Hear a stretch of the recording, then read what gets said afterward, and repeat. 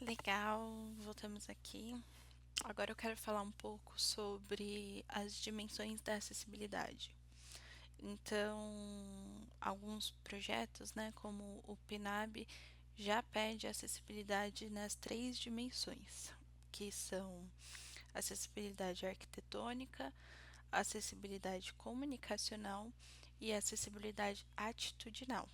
E aí, agora a gente vai conversar um pouquinho sobre essas dimensões de acessibilidade.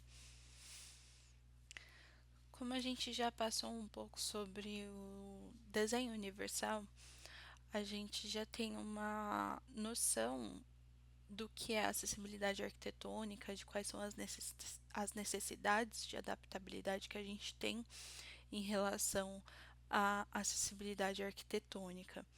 Mas é importante a gente falar do conceito, né, da maneira mais ampla. Então, a acessibilidade arquitetônica, ela é a base física que vai sustentar essa inclusão nos eventos culturais. E mais do que cumprir normas, né, a acessibilidade arquitetônica ela vai criar os ambientes e deixá-los acessível para todos, de uma maneira que seja possível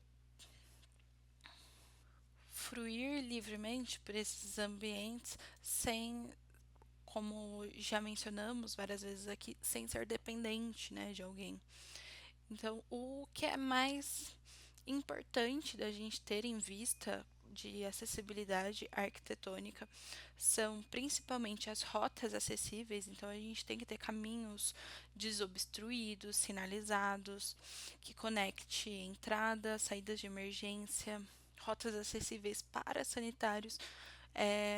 Às vezes é muito comum eu fazer visita técnica num espaço e ele ter um sanitário adaptado, um sanitário acessível, mas o caminho até esse sanitário ser meio complexo.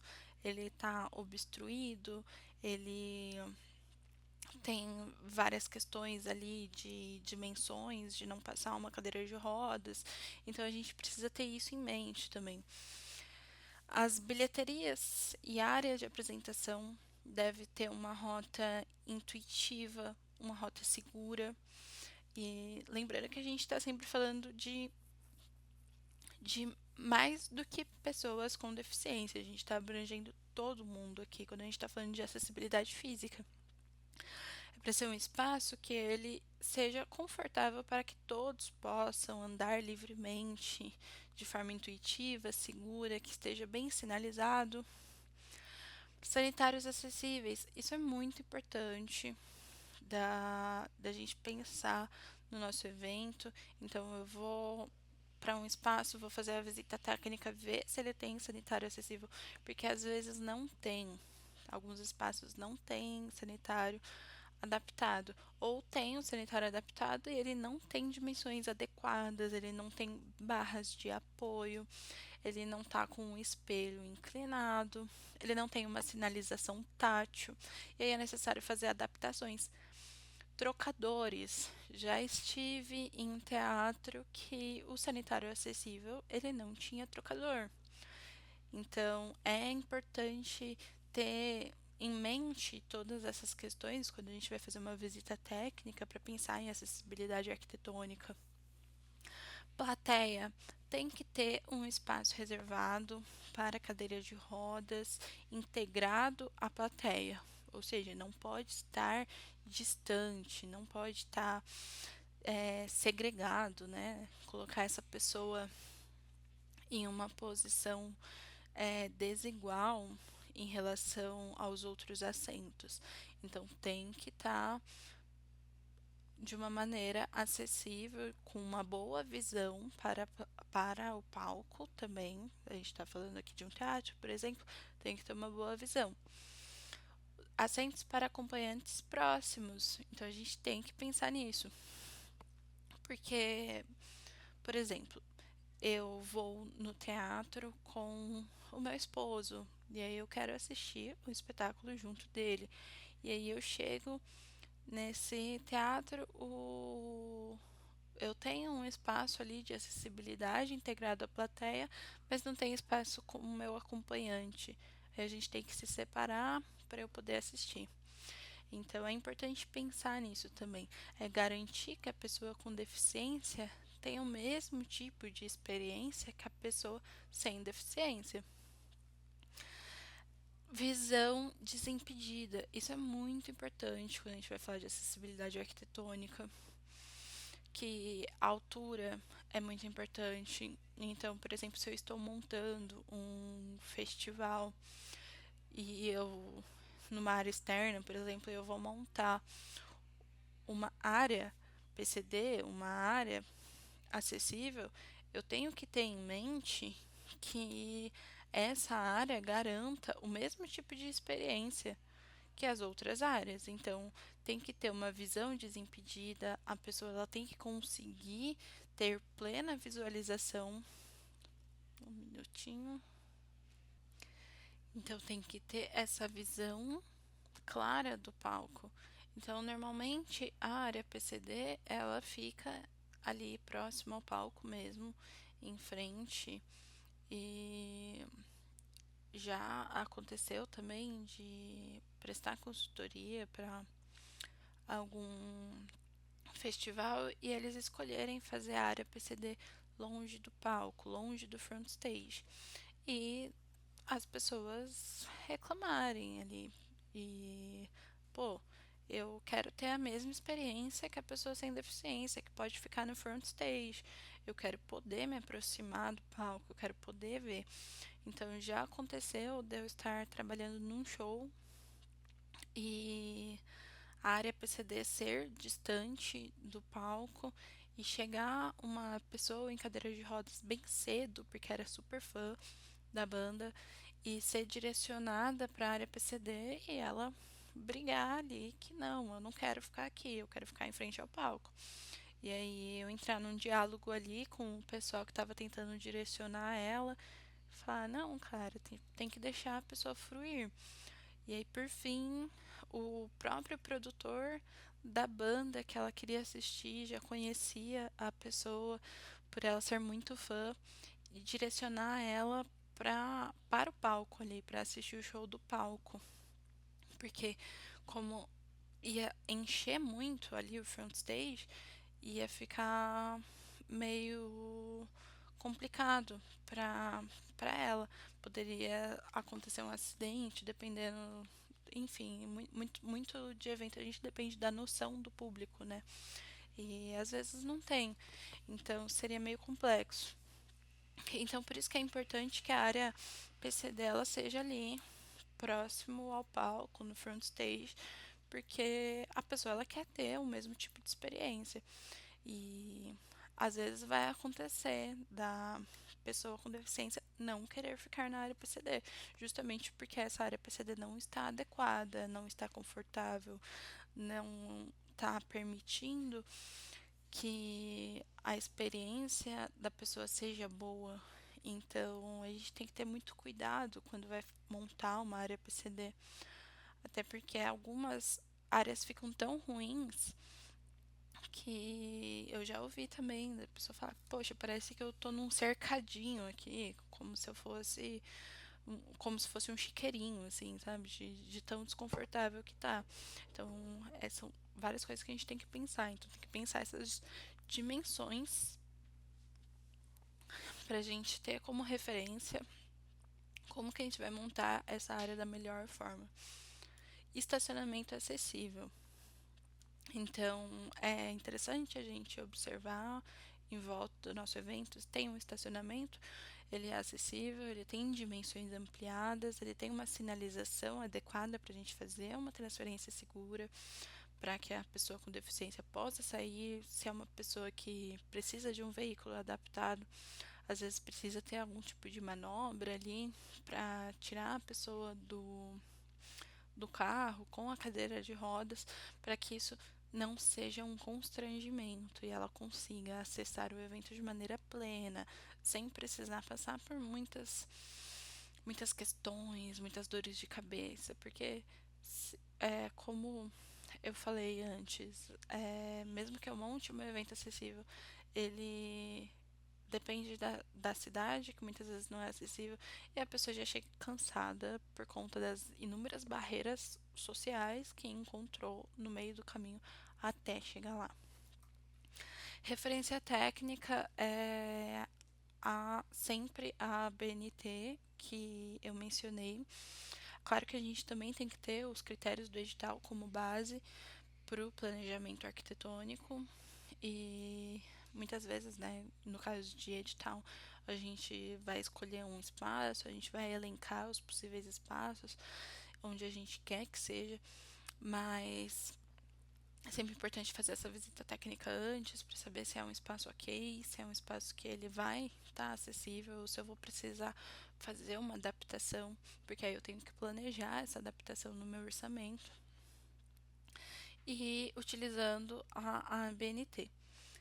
Gente, a ABNT, ela é muito densa, assim, tem muita informação, mas ela é muito completa.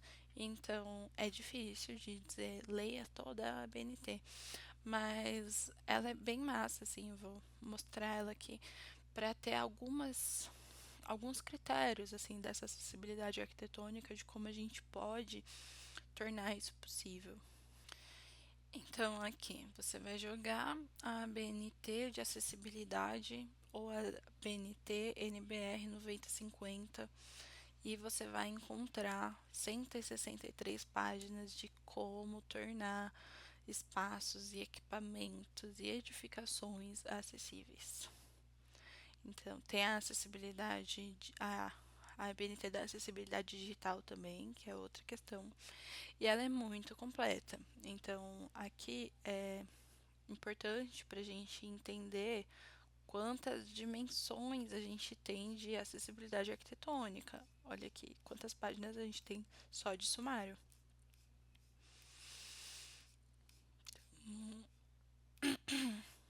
Então, a gente tem muita informação aqui.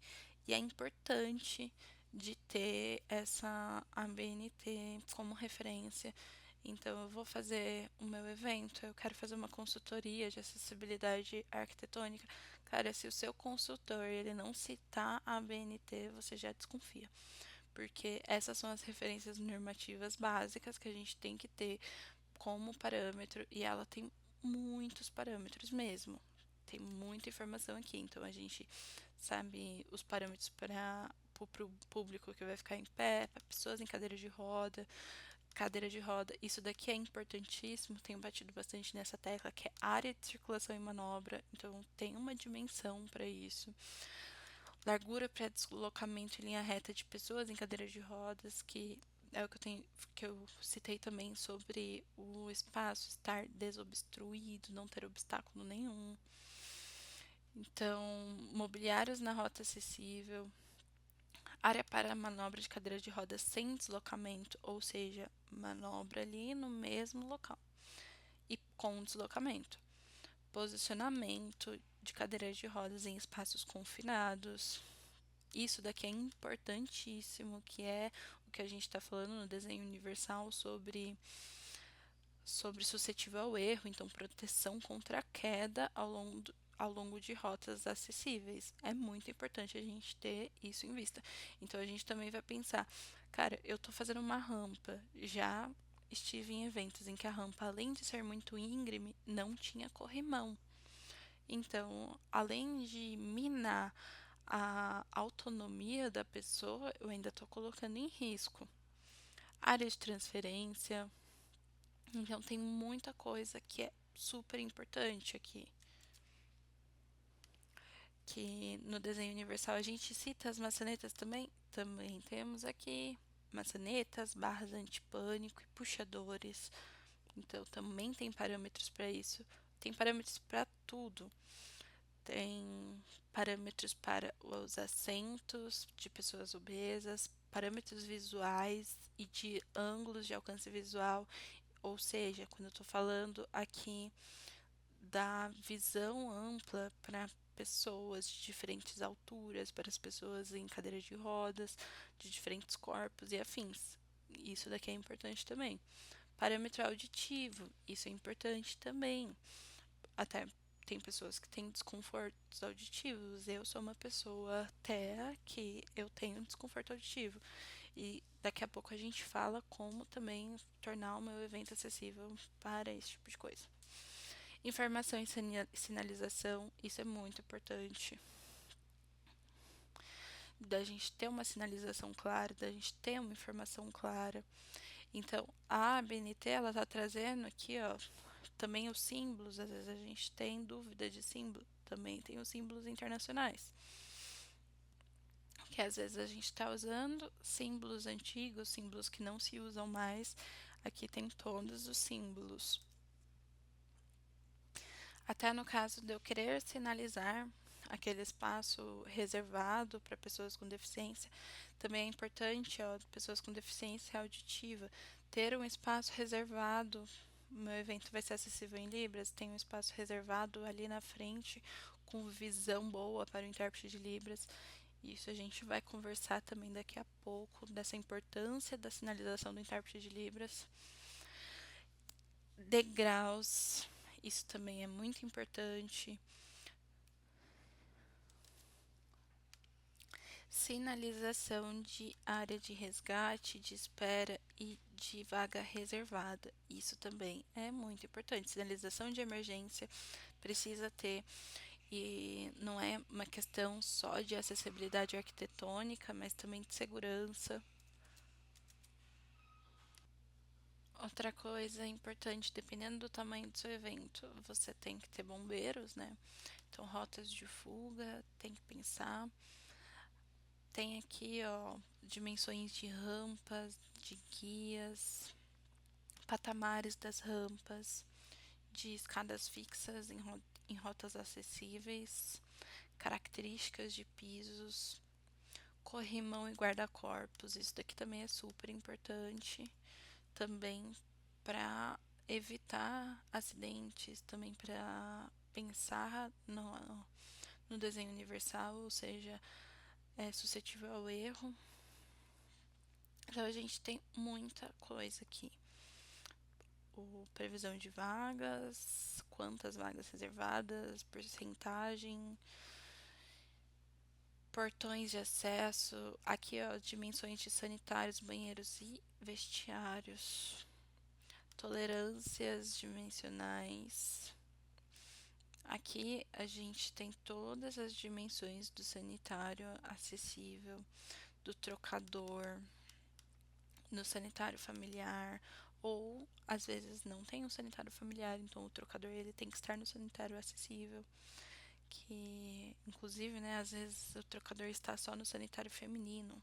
Não, ele tem que estar no sanitário acessível, porque crianças também são de responsabilidade dos seus pais.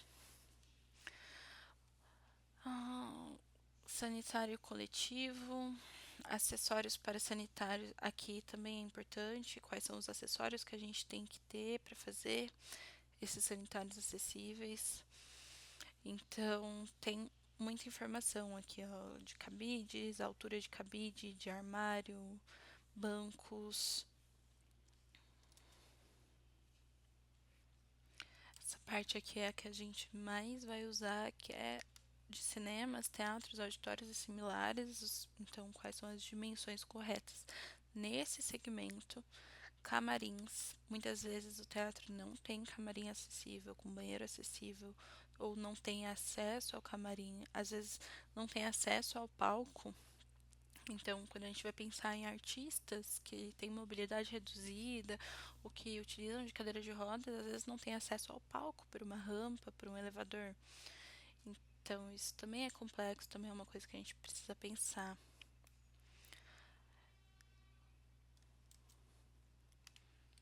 Aqui a gente está falando da sinalização tátil, que é muito importante.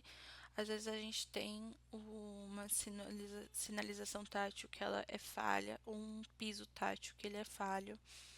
Já fui em centros culturais em que o piso tátil ele acaba ali no elevador, e aí depois que a pessoa sobe do elevador E aí, acabou o piso tátil, como ela chega na exposição, como ela chega nos outros espaços do centro cultural. Tem centros culturais que nem têm piso tátil, alguns espaços públicos não têm sinalização tátil. Isso é importante. Também está falando sobre contraste aqui, quando a gente vai fazer a comunicação. É importante também a gente pensar no contraste visual. Também existem pessoas daltônicas, né? Então, isso também é um recurso de acessibilidade. E, é claro, eu estou mostrando tudo isso porque é importante, né, ter todas essas noções de quantas coisas a gente pode fazer dentro do aspecto, mas eu também tenho noção de que é impossível tornar um evento 100% acessível hoje, sendo principalmente independente, assim, produtor independente, sem muito recurso ou que depende de um edital, é muito difícil. Mas é importante a gente ter todas essas noções, né? Eu acho que o dia que eu conseguir fazer um evento 100% acessível, eu vou ter realizado um sonho, mas eu ainda não cheguei lá, eu pelo menos. Mas já ouvi casos de eventos que estavam pelo menos 98% acessível, 90% acessível. Aqui a gente tem as figuras que se utiliza, então é importante também quais são as figuras corretas, todas dentro da ABNT. E é isso aí. A ABNT, ela é essencial quando a gente está falando de acessibilidade arquitetônica. Ela traz muitas dimensões. É importante de ter como parâmetro básico, né, de acessibilidade arquitetônica essa ABNT, além do desenho universal também que eu citei, porque às vezes a gente não vai conseguir cumprir todos esses requisitos da ABNT, porque é muita coisa, é muita informação, mas a gente consegue pelo menos o desenho universal. E aqui tem uma nota importante da ABNT, é que para serem considerados acessíveis todos os espaços, edificações, mobiliários e equipamentos urbanos que vierem a ser projetados, construídos, montados ou implantados, bem como as reformas e ampliações de edificações e equipamentos urbanos, devem atender ao disposto nesta norma, ou seja, para ser considerado acessível, eles têm que estar dentro da norma. E aí a gente tem a norma aqui. São 163 páginas, né? Não dá para ler tudo da norma, mas é importante ter como vista, em vista isso daqui. Então, caso queira bater o olho aí na norma, é essa daqui da ABNT. Essa é a norma. Beleza. É importante também a gente ter em mente essa interseccionalidade, né, entre a acessibilidade,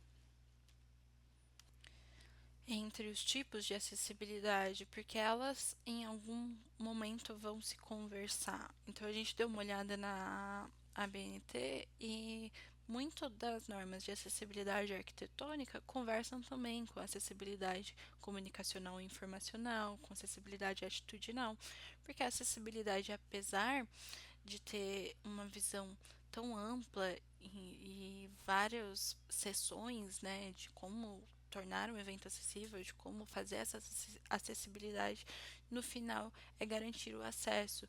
E esse acesso ele vai conversar com todas as pessoas. Então, é importante a gente ter isso em vista. Acessibilidade comunicacional e informacional. Eita.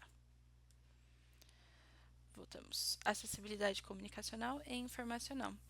Então, a comunicação acessível, eu gosto sempre de falar o mais cru possível sobre acessibilidade comunicacional, porque o que significa essa acessibilidade comunicacional?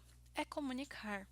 Então, uma comunicação acessível garante que a informação chegue para todo mundo. É um recurso primordial quando a gente está pensando em democratizar o acesso, quando a gente está pensando em criar uma cultura de acesso. Então, quem eu quero comunicar. Quando a gente está falando de acessibilidade comunicacional, é isso. Quem eu estou comunicando, quem eu quero comunicar, a quem a minha comunicação, a minha informação está alcançando. E como eu posso fazer para que a minha comunicação seja mais abrangente, para que alcance mais pessoas. Então, os recursos comunicacionais, eles basicamente transformam todas as essas questões de informações e tudo que a gente precisa comunicar em experiências multissensoriais. E eles ampliam não só o acesso, mas também a qualidade da fruição cultural para o público. Então, quando se fala de acessibilidade comunicacional, muito se pensa principalmente na Libras, mas existem muitos recursos de acessibilidade comunicacional. A Libras ela é importantíssima, porque ela vai garantir a comunicação para pessoas surdas, para que pessoas surdas possam ter o pleno acesso à informação. Então, é muito importante que quando a gente vá colocar acessibilidade em Libras no nosso projeto, a gente tenha um profissional qualificado e como que eu vou saber, né? Eu não sei Libras, como que eu vou saber se o meu profissional ele é qualificado? É basicamente como a gente sabe de tudo, né? Que é o portfólio. Então, eu vou pedir o portfólio desse profissional, às vezes eu vou pedir referências, alguns projetos, quando a gente entrega para prefeituras, principalmente, pede pelo menos 3 cartas de referências, né? Então, então, basicamente, é através dessa forma que eu vou saber se esse profissional ele é fluente em Libras.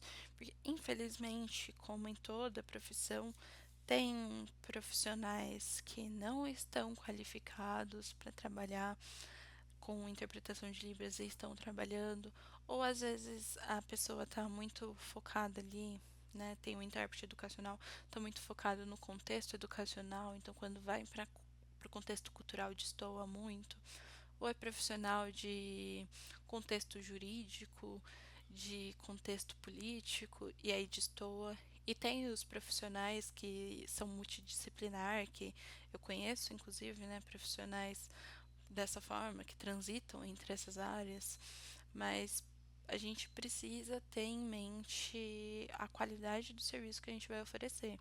Não é só, ok, você sabe Libras? Precisa dar uma olhadinha no portfólio da pessoa. É claro que a gente tem que dar chances para quem está começando, mas a gente precisa pensar em qualidade. E quando a gente está falando de acessibilidade comunicacional em Libras, tem algumas coisas que são muito importantes da gente pensar. Então, eu estou elaborando um espetáculo que vai ter intérprete de Libras. A minha equipe técnica de luz, ela está ciente disso.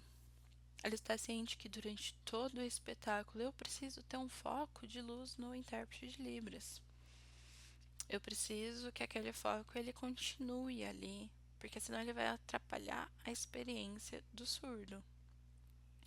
Eu preciso pensar no posicionamento do intérprete de Libras. A gente já tem alguns modelos, né, de espetáculos que trazem o intérprete de Libras para dentro da cena, então é uma coisa que está rolando bastante. Inclusive, eu já trabalhei dessa forma também. Tenho um espetáculo que eu fiz quanto atriz, mas também como intérprete em cena, em que a minha personagem ela faz dupla com esse narrador e eles narram ali a peça inteira em ele de forma verbal e eu em Libras, né? Que é essa personagem, a Versalhes. Mas tem alguns espetáculos que já estão trabalhando dessa forma, vale a pena dar uma pesquisada. Tem um espetáculo aí do Caio Black, também tá rolando bastante, que a galera tá comentando sobre esse intérprete em cena que tá começando a acontecer, que é uma forma também de oferecer acessibilidade comunicacional em Libras dentro do espetáculo. Mas não é uma obrigação, né, colocar o intérprete em cena. Nem sempre é possível com a proposta do espetáculo, mas eu tenho que pensar em onde eu vou posicionar esse intérprete. Já aconteceu de estar em apresentações e o intérprete estar fora do palco ali, posicionado na frente. Já aconteceu de ver o intérprete posicionado na frente do banheiro, embaixo.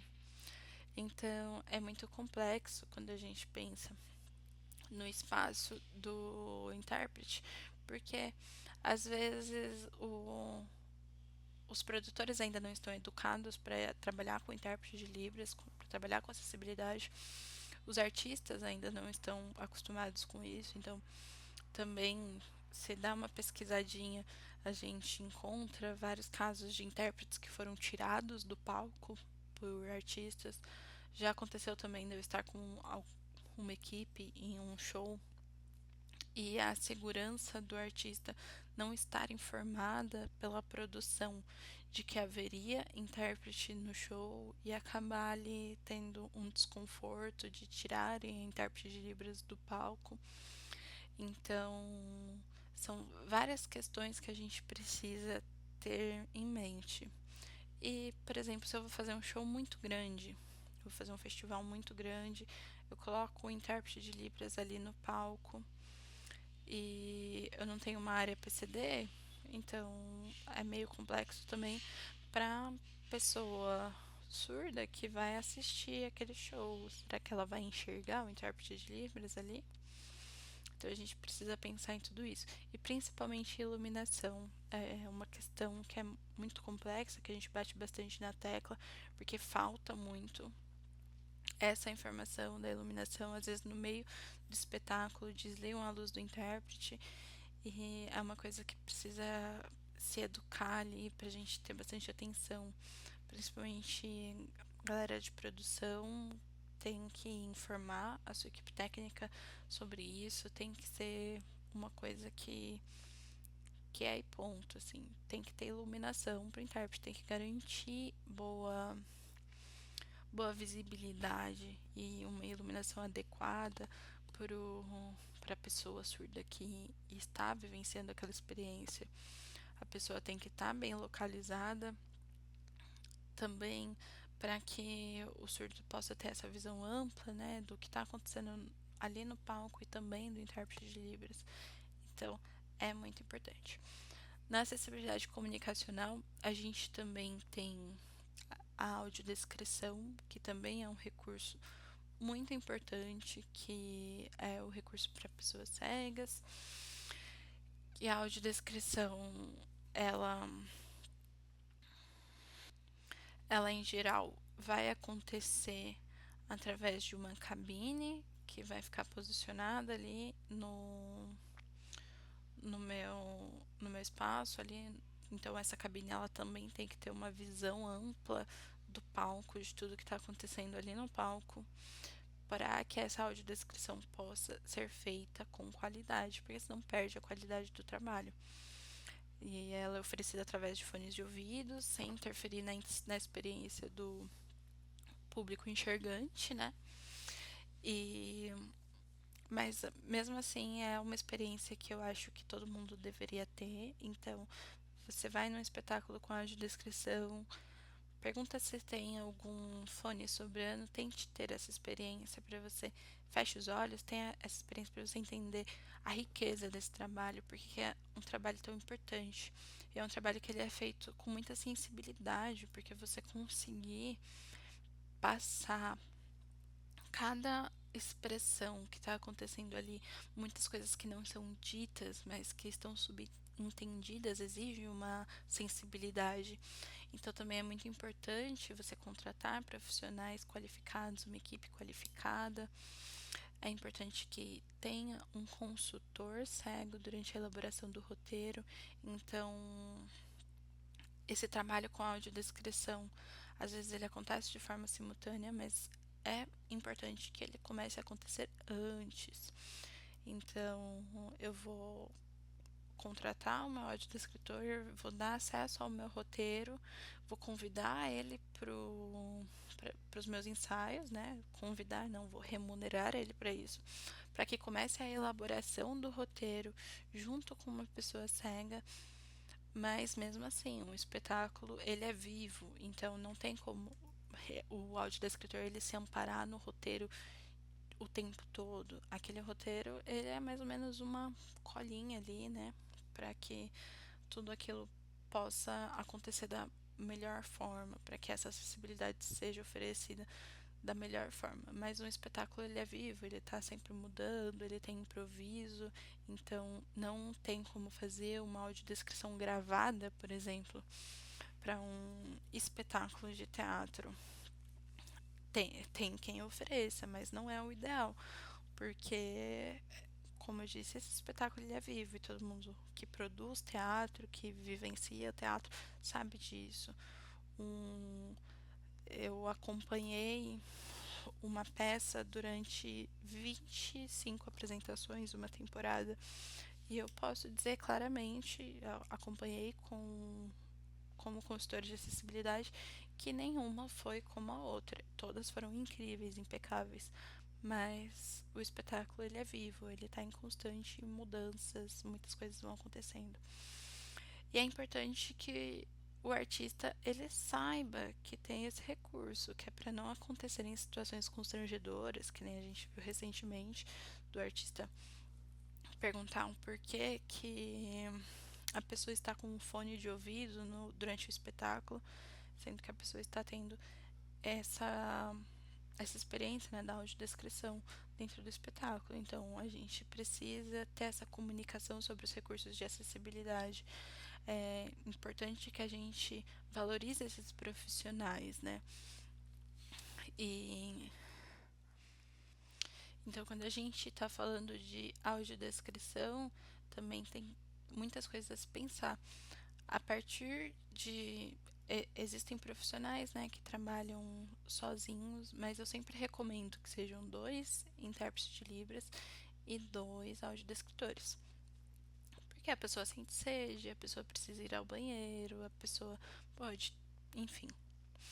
E daqui a pouco eu chego na questão da acessibilidade comunicacional, dependendo do tipo de evento, a gente dá dependendo do tipo de evento e da quantidade de horas, a gente trabalha inclusive com equipes de 3, 4 intérpretes de Libras, 5 intérpretes de Libras. Varia muito. A acessibilidade comunicacional também inclui legendas, então todo o material que eu for fazer, ele deve estar legendado. Também tem a opção de oferecer a LSE, que é essa legenda para surdos e ensurdecidos. Materiais táteis, isso é muito difícil de se ter, mas é muito importante que o programa em braille, fontes ampliadas, linguagem fácil, QR Code conectando as versões em áudio dos conteúdos impressos. Então, esses materiais acessíveis também. Eu deixei uma observação ali de que linguagem simples também é um recurso de acessibilidade. Então, qual é o tipo de evento que eu estou fazendo? Quem são as pessoas que eu quero alcançar? Como que eu quero comunicar? O meu evento é acadêmico, então talvez faça sentido eu utilizar uma linguagem mais acadêmica. Meu evento não é acadêmico, então será que eu preciso utilizar uma linguagem tão acadêmica, uma linguagem tão elitizada? Porque a linguagem simples também é recurso de acessibilidade, que é justamente quem eu quero comunicar, quem eu quero alcançar. E a acessibilidade comunicacional, ela tem que começar lá atrás, não é só, meu evento tem intérprete de Libras e audiodescrição. Se o meu evento tem intérprete de Libras e audiodescrição, então todo o meu material de divulgação, ele tem que estar informando isso. Eu vou fazer vídeo convidando o público, meu vídeo tem que estar acessível, ele tem que estar legendado, ele tem que estar ele tem que ter uma versão em Libras, de repente, como for o meu vídeo, uma versão em audiodescrição. Então, toda essa comunicação que ela vem antes do meu evento, ela também tem que ser acessível, porque aí depois chega, eu não faço isso e depois chega no dia do meu evento, eu estou oferecendo esse recurso de acessibilidade e eu falo, poxa, mas não veio ninguém para utilizar desse recurso.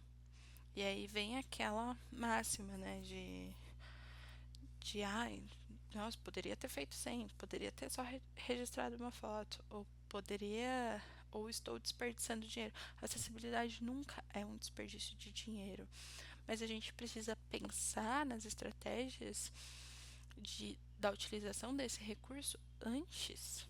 Então, isso começa bem antes. Então, começa desde a pré-produção até a pós-produção.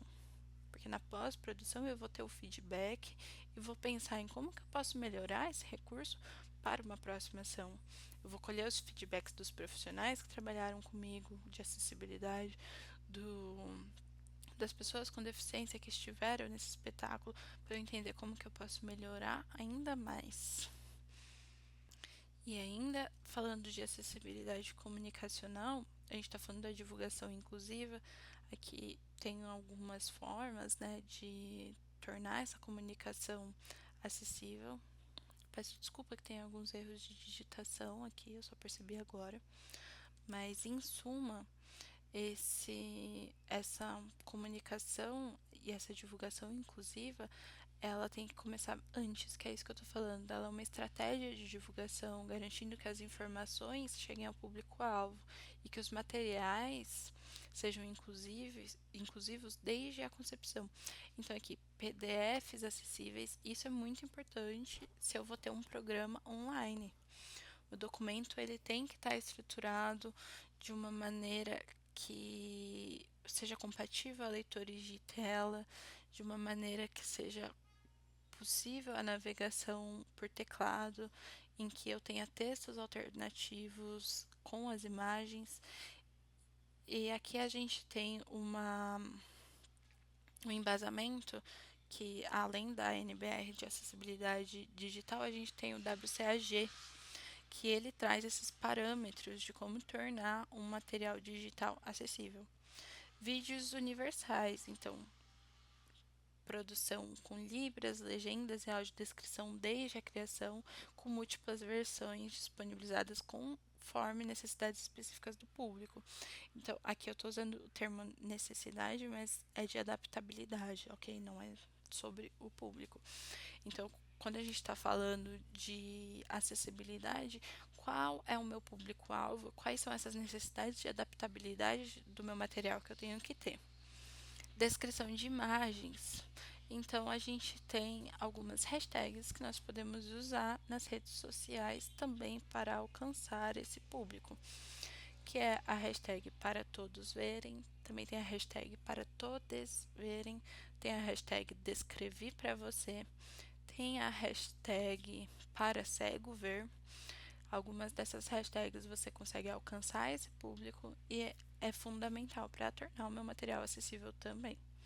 Linguagem simples, como eu disse, evitar jargões técnicos, priorizar informações práticas sobre os recursos de acessibilidade disponível.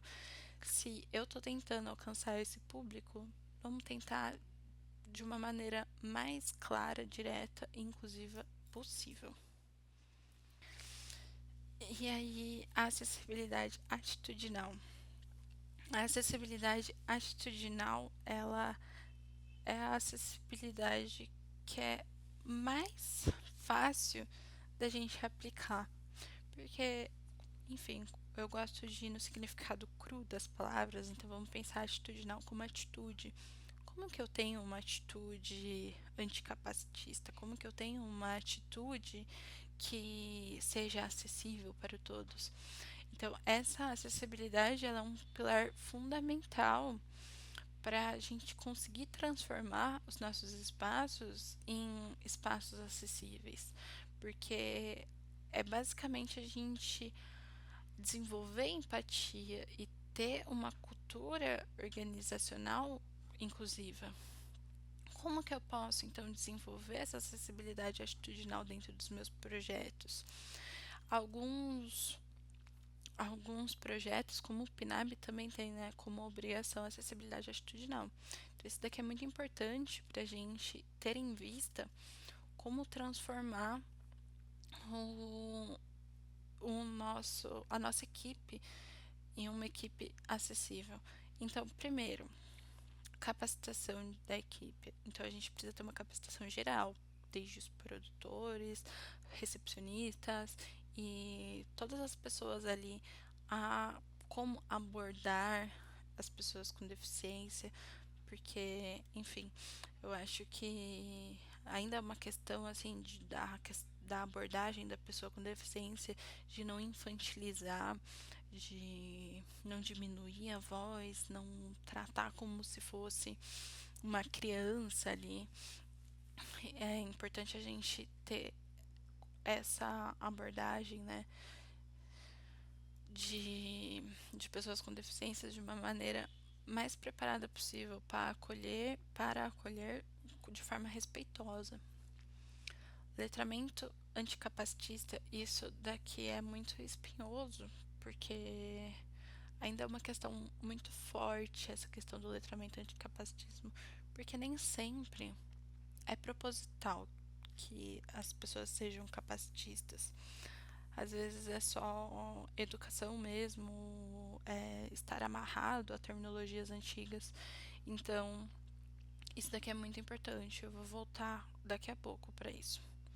Participação ativa. Isso também dentro dos itens do item atitudinal é muito importante, porque a melhor forma de eu desenvolver a acessibilidade atitudinal dentro do meu projeto é trazer pessoas com deficiência para esse projeto. Então eu posso integrar consultores, como por exemplo, eu sou uma pessoa com deficiência, sou consultora, artistas com deficiência, desde a concepção até a execução do projeto. Então, existe um princípio fundamental no movimento pelo direito das pessoas com deficiência, que é o nada sobre nós sem nós. Então, muitas vezes a gente se sente meio meio excluído, mesmo que não seja propositalmente, justamente por isso, porque muitas pessoas estão falando sobre nós ainda, mas ainda não estão falando conosco. Estão falando sobre nós, sobre os nossos direitos, sobre discutir políticas públicas, sobre discutir cultura de acesso para a gente, mas sem conversar com a gente.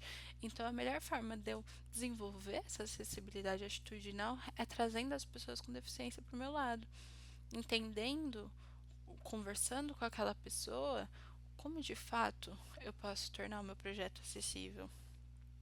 E dar o protagonismo para essa pessoa também, dar representatividade para essas pessoas.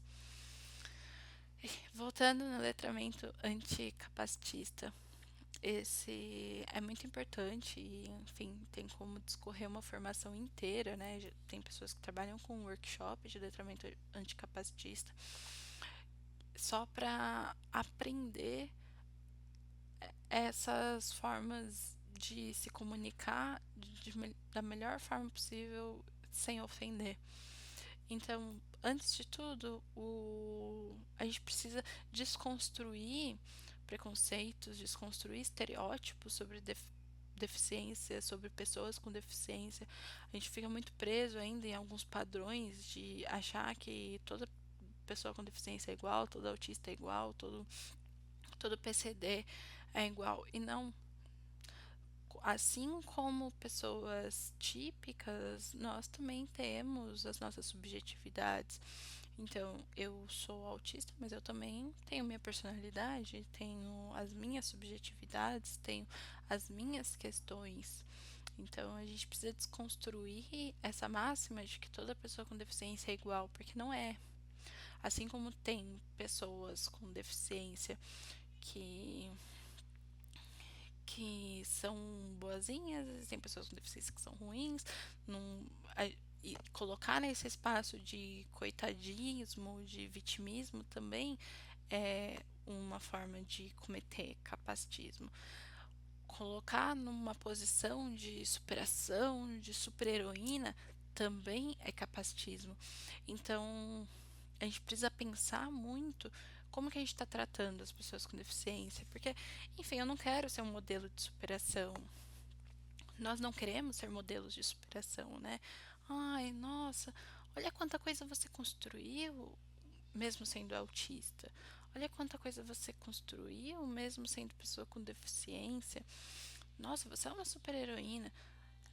Eu entendo que as pessoas elas possam ter a gente como referência em alguns sentidos, ou que possam ver as nossas histórias como inspirações em alguns sentidos. Tem pessoas que eu me inspiro, mas. E não necessariamente porque são pessoas com deficiência, assim como tem pessoas que eu me inspiro simplesmente porque eu gosto, admiro aquele trabalho. Então a gente tem que tomar muito cuidado de qual lugar a gente está colocando essas pessoas, de onde a gente tá, em qual caixinha a gente está colocando a pessoa com deficiência. Porque nem tudo é, é um elogio, assim. Então, às vezes eu posso pensar que eu tô elogiando e eu não estou.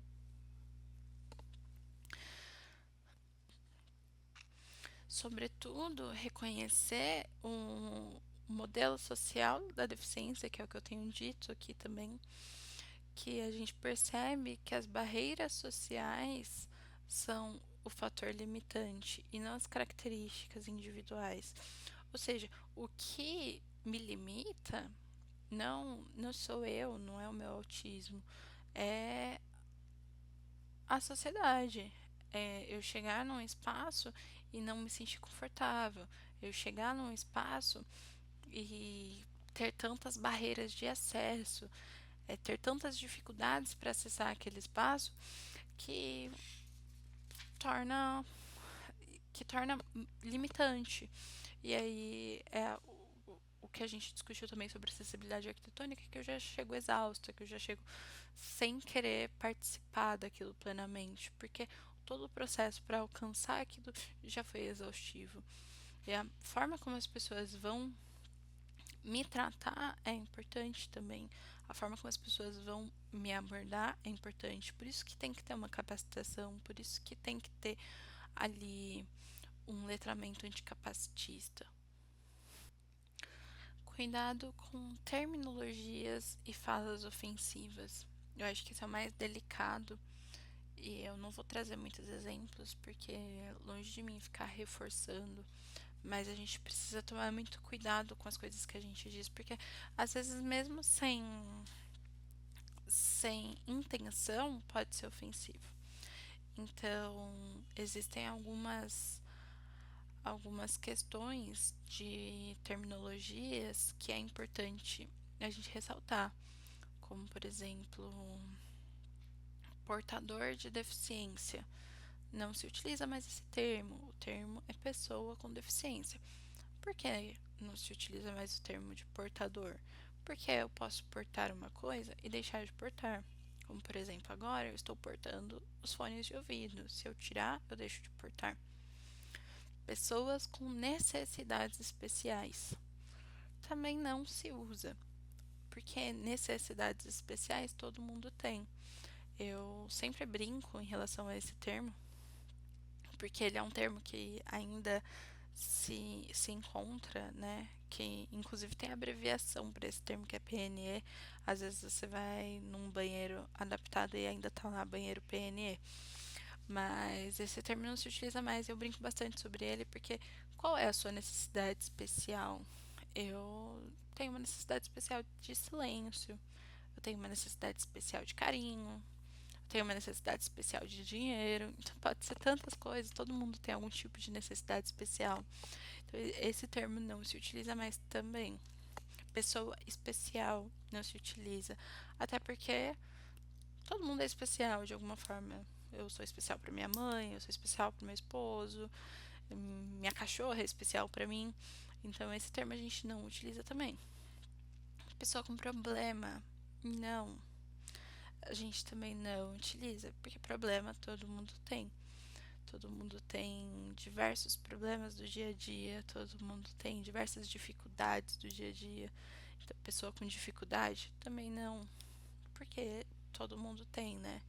Algumas questões pessoais, alguns problemas, problema familiar, problema de grana, enfim, existem muitos problemas que perpassam pelas pessoas, então a gente não utiliza esse termo também. E alguns outros termos, como pessoa surdo-mudo, não utiliza, porque o surdo ele não é mudo. Ele fala com as mãos, ele se comunica daquela forma, através da Libras. Mudo, não utiliza também, porque ele é surdo. E a surdez ela é uma identidade também. Então, existem culturas surdas, existe identidade surda, e não se utiliza mudo. Ele emite som, ele conversa com as mãos, ele tem cordas vocais. Então, é, eu tenho uma amiga surda que ela sempre diz: se você me beliscar, eu vou gritar, eu não sou muda. Então, a gente tem que tomar cuidado com esse tipo de termo também. Então, criança especial não se usa mais. Na educação, a gente ainda vê bastante reverberar esse termo, mas o correto é criança com necessidades educacionais específicas. Existem alguns termos que a gente utiliza muito no nosso dia a dia que a gente também tem que tomar cuidado para substituir esses termos capacitistas no cotidiano. Por exemplo, se faz de surdo, parece que é cego, dá uma de João sem braço, deu mancada, fingir demência. Um termo que eu uso, que eu vejo muito e tenho batido bastante nessa tecla, principalmente nessa questão quando a gente está discutindo acessibilidade. Eu vejo muita gente assim repetindo: ai, mas a gente não tem braço para isso, a gente não tem mãos para isso, a gente não tem pernas para isso. Não é bem esse o termo, né? Tipo, eu não tenho recurso para isso, não tenho condição de executar isso. E recentemente eu ouvi bastante de uma produtora cultural: mas eu não tenho pernas para tornar o meu evento acessível. E conversando com ela, a gente conseguiu é, pensar, né, sobre como esse capacitismo ele já está inerente na nossa língua também. Então, porque, como eu disse, nem sempre é intencional que se fala isso, mas se fala, então são coisas pra gente corrigir também. É, tá mais perdido que segue em tiroteio. Gente, não. Então tem muitos termos pra gente pensar. E atitudes também, né, pra gente pensar, como piadinhas capacitistas, infantilização de adultos com deficiência, é muito comum. Fazer pergunta íntima ali para pessoa com deficiência, como se tivesse algum tipo de intimidade. Então, mas como que você faz isso? Como que você faz aquilo? Como que isso também é uma atitude capacitista. Eu entendo que exista uma curiosidade em relação a gente, mas existe um limite, né, que não deve ser ultrapassado, que as pessoas elas precisam entender isso. Se eu te deixei confortável para isso é uma coisa, mas nem sempre eu deixei. Então, não respeitar os espaços destinados às pessoas com deficiência também é uma forma de ser capacitista. Então, os, acho que é o que a gente vê de mais comum, né? Que é o estacionar em vaga de pessoa com deficiência, em vaga para idosos. E isso é muito complexo. Tratar a pessoa com deficiência como se fosse de outro mundo. Isso também é complexo. Então, quando a gente chega no espaço, as pessoas ficam encarando a gente. Isso, isso também é uma coisa pra gente pensar, né, em como não ser capacitista no nosso dia a dia. Então, existem muitas formas da gente reforçar esse capacitismo no dia a dia. Tratar a pessoa com deficiência como coitadinha ou como heroína apenas por existir é um capacitismo. Presumir que toda deficiência é visível também é complexo, porque eu posso estar aqui, se eu não falo que eu sou uma pessoa com deficiência, minha deficiência, ela é invisível.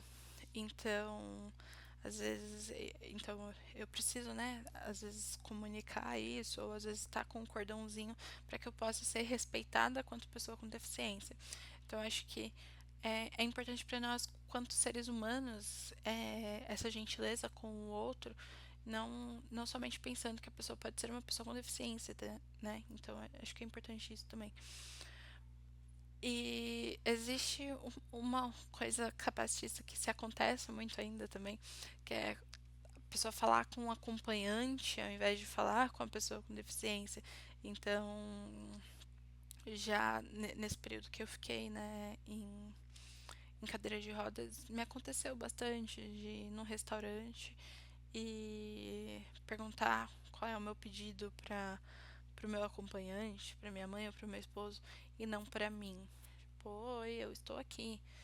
Então é importante a gente pensar como muitas coisas capacitistas estão inseridas no nosso dia a dia de uma maneira tão enraizada que a gente precisa desconstruir isso.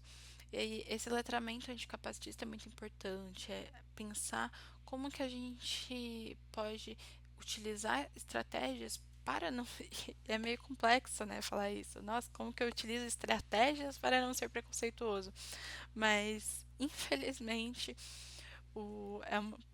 é uma falta de educação que tem na nossa sociedade desde o princípio em relação às pessoas com deficiência. E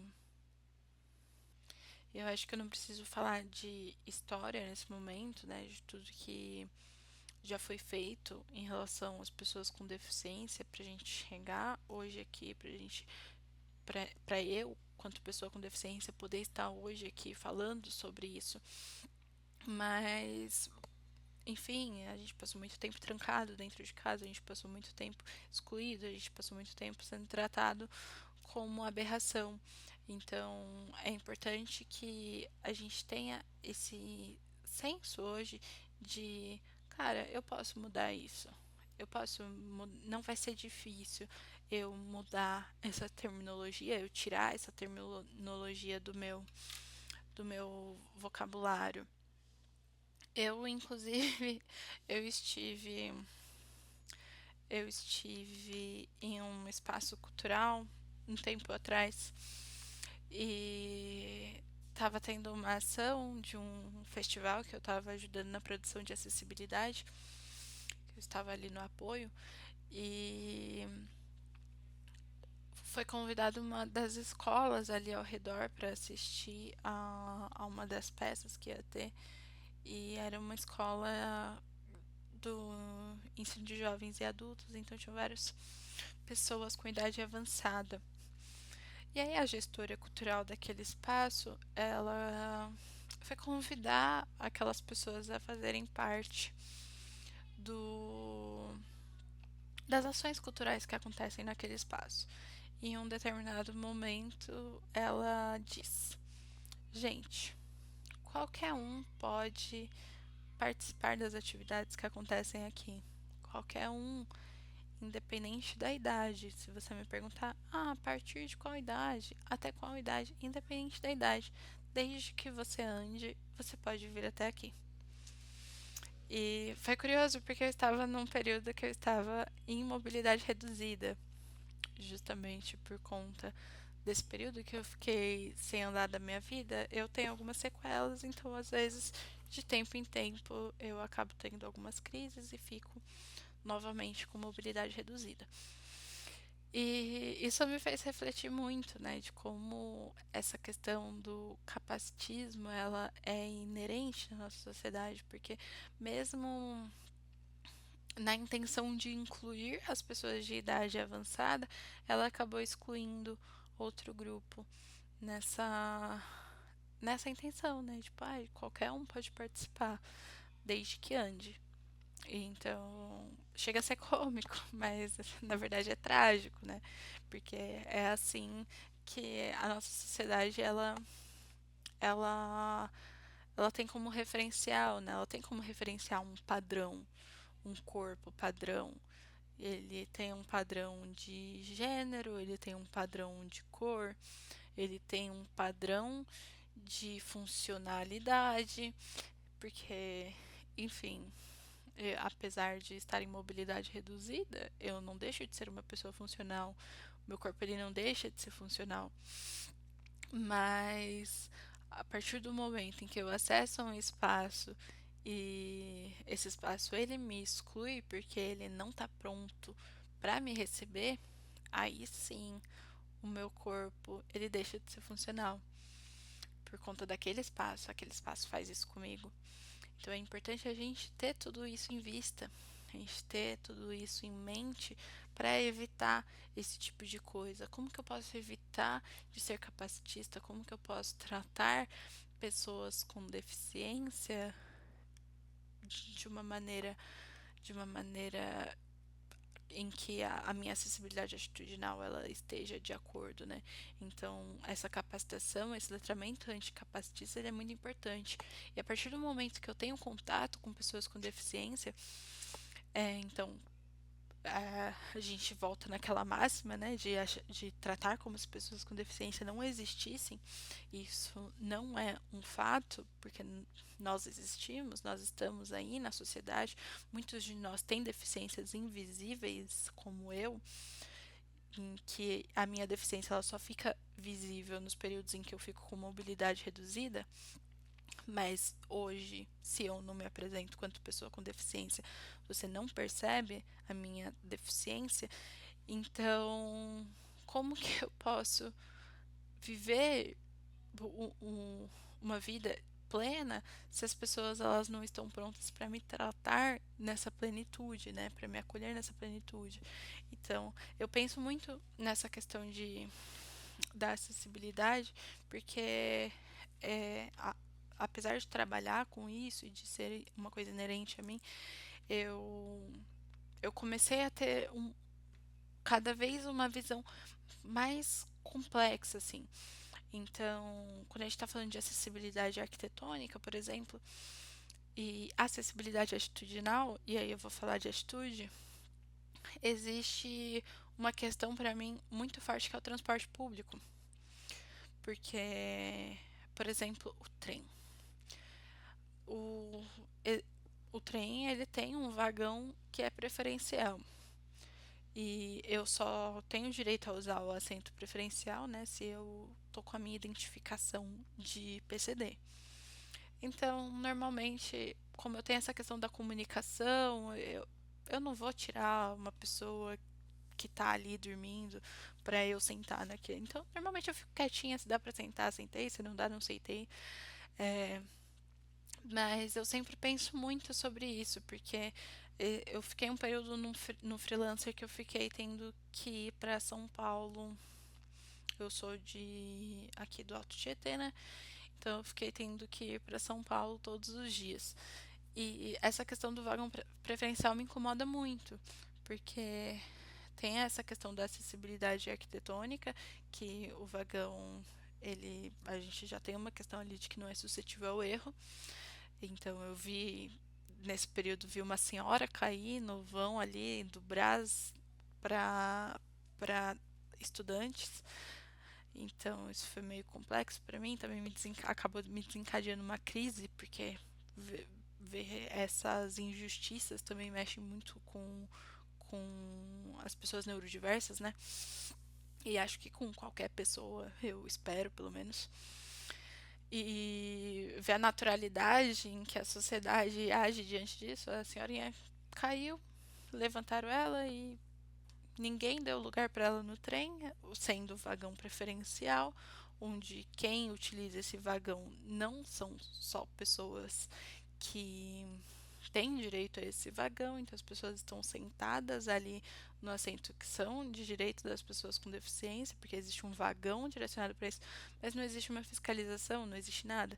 Então, quando a gente fala de acessibilidade atitudinal, que a gente mudar a nossa mentalidade em relação a isso também, né? Eu acho que é um exercício que eu tô falando especificamente de projetos culturais, mas é um exercício que a gente tem que fazer diariamente em todas as coisas da nossa vida. Então é muito importante A gente pensar em como criar espaços para pessoas com deficiência viverem plenamente também. Na acessibilidade atitudinal, eu não coloquei aqui, mas existem alguns outros recursos que a gente pode implementar no nosso projeto também, que são os monitores de acessibilidade atitudinal. Então, além de capacitar a minha equipe, eu contratar pessoas que são qualificadas para abordar pessoas com deficiência, para trabalhar com pessoas com deficiência. Eu posso montar uma sala, enfim, existem inúmeros termos e nomes possíveis que as pessoas utilizam para a sala, mas sala de descompressão, sala do silêncio, sala, sala sensorial, para ser um espaço ali onde pessoas neurodiversas possam estar, né? Uma sala de acolhimento, tenda de acolhimento. Então, eu já trabalhei em projetos em que a gente colocou isso também para as pessoas com neurodiversidade principalmente, mas enfim, também é para crianças sem estar dentro de nenhum espectro da neurodiversidade, para pessoas com deficiência do modo geral. Mas essa sala, ela é legal para essa descompressão, né? Quando chega um determinado momento que tem muito estímulo, e aí essa pessoa ela pode ir se direcionar até aquela sala para descansar um pouco.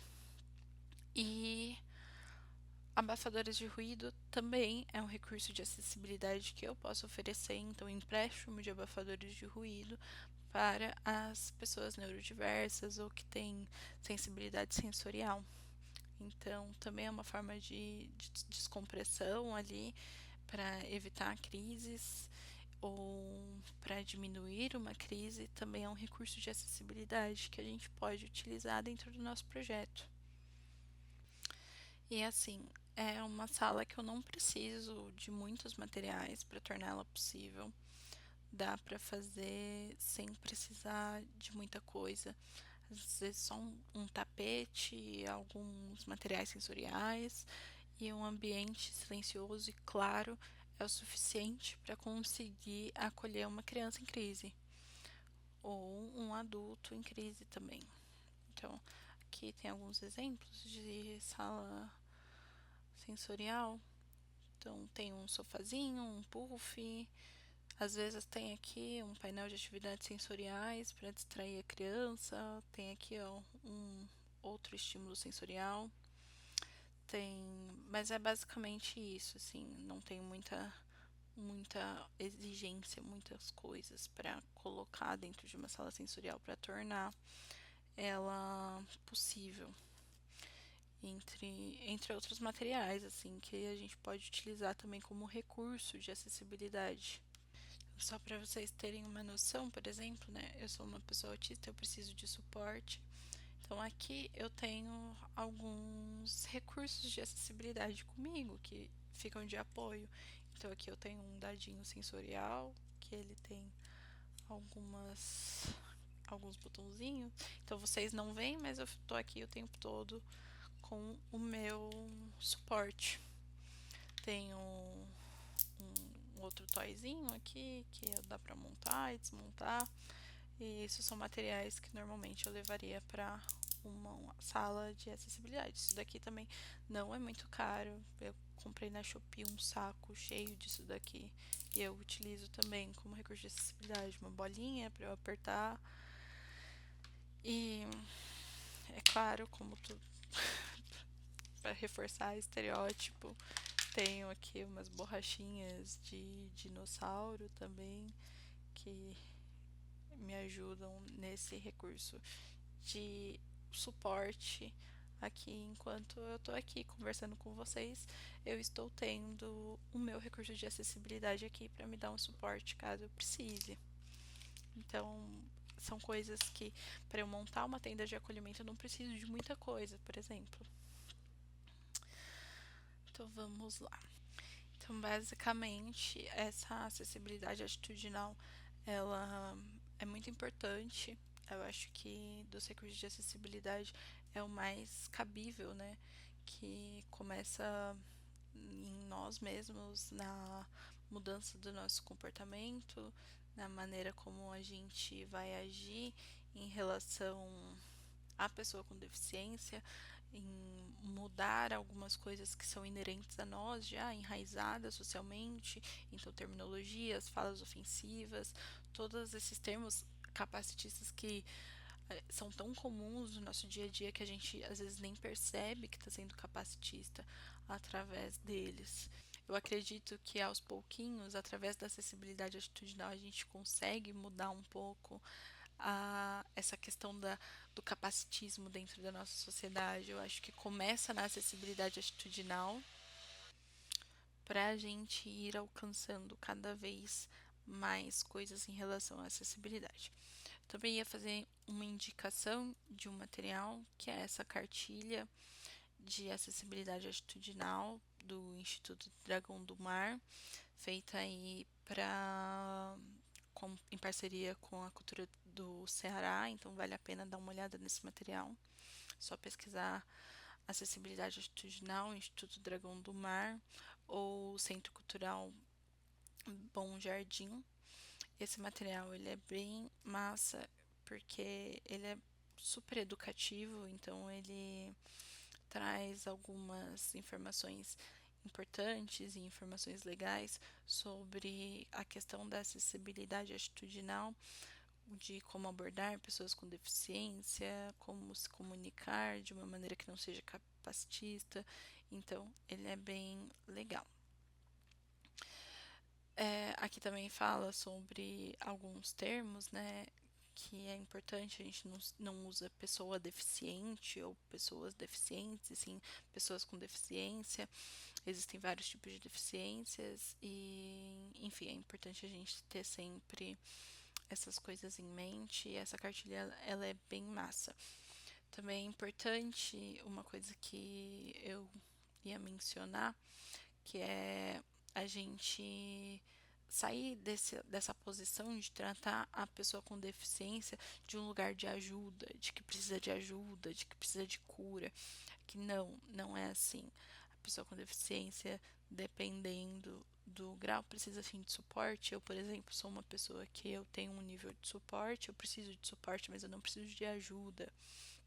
Então, é mais uma questão de sensibilidade de como a gente vai tratar essas coisas, mas enfim, às vezes é na melhor das intenções, mas o resultado nem sempre é bom.